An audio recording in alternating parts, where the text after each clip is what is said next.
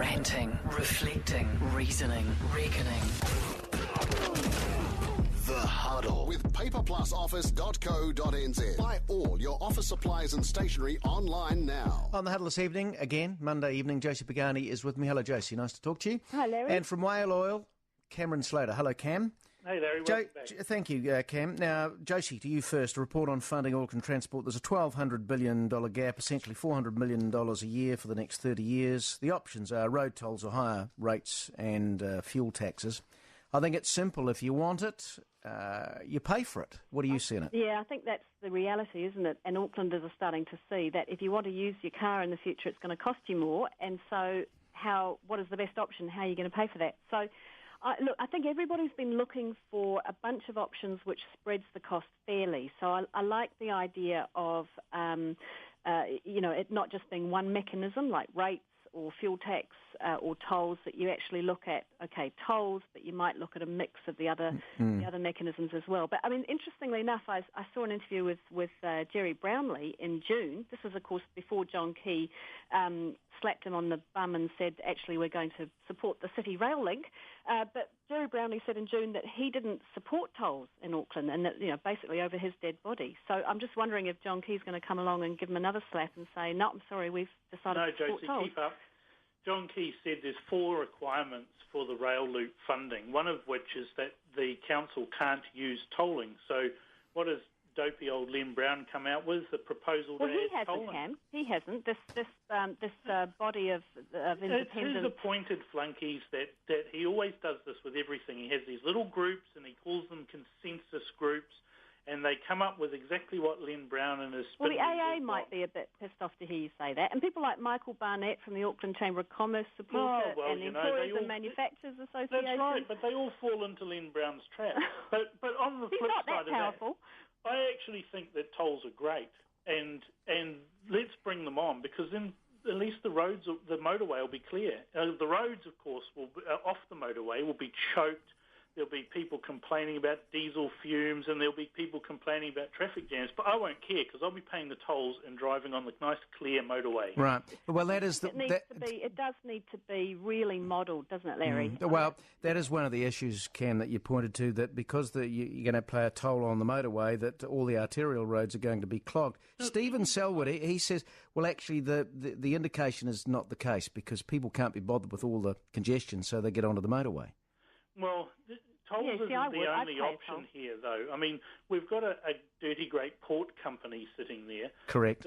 That'll be worth, in a couple of years' time, $1.5 billion. They could flog off 49% of it, keep the dividend stream flowing, and in 5 years' time it'll be worth $1.5 billion. They'll have got everything back and $750 million in the bank. But they've looked at that, haven't they? They have looked at that option, Cam, and they've said, well, it's better to keep the full dividends coming in, because it's only going to pay about 10% of... Right, that's right. And anyway. I'm in your camp there.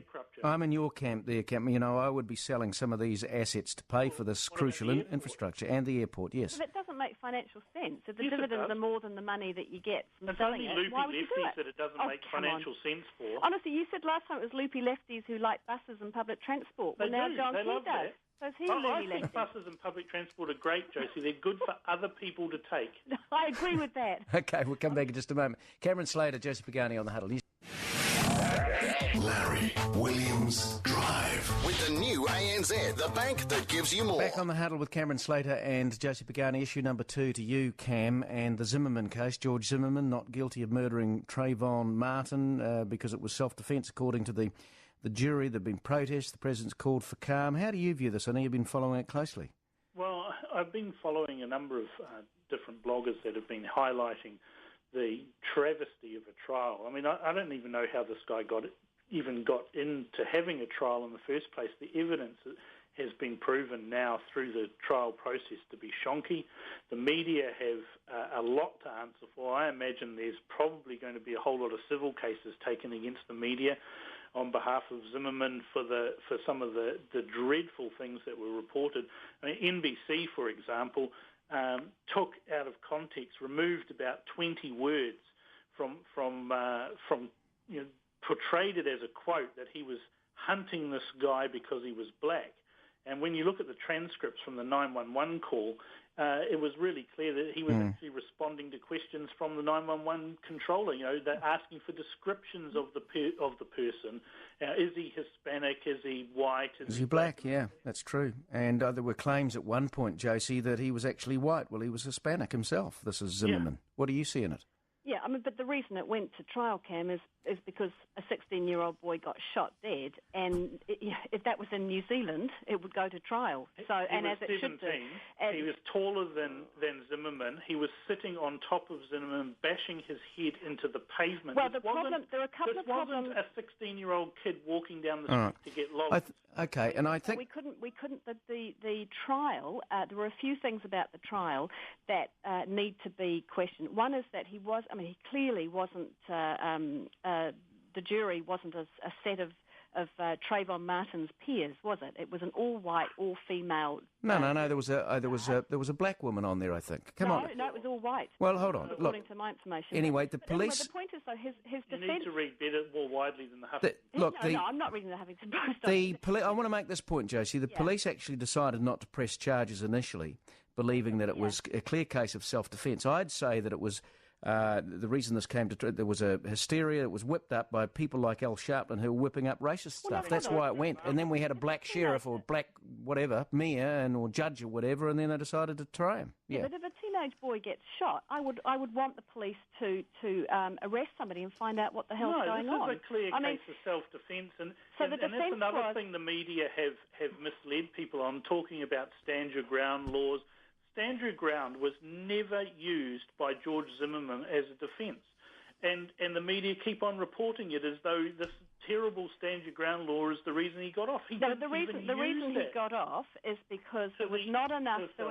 You have to prove beyond a reasonable doubt that it was murder, and clearly there were no witnesses that you could not prove that beyond a reasonable doubt. And one of those two people is dead. So look, I'm not saying that. I think it's equally the people who tried to make this a big identity racial issue that was unpleasant, but I think it's equally nasty the right wing who've gone and tried to make Zimmerman some kind of national hero. I mean, at the end of the day, he's not a hero, but he shot did defend himself. And you've got a right to defend yourself, especially if you're having your head pounded into the pavement. Thank you. That is Cameron Slater and Josie Pagani on the Huddle. NewstalkZB. Murray Deakin next. It's now 9 to 6.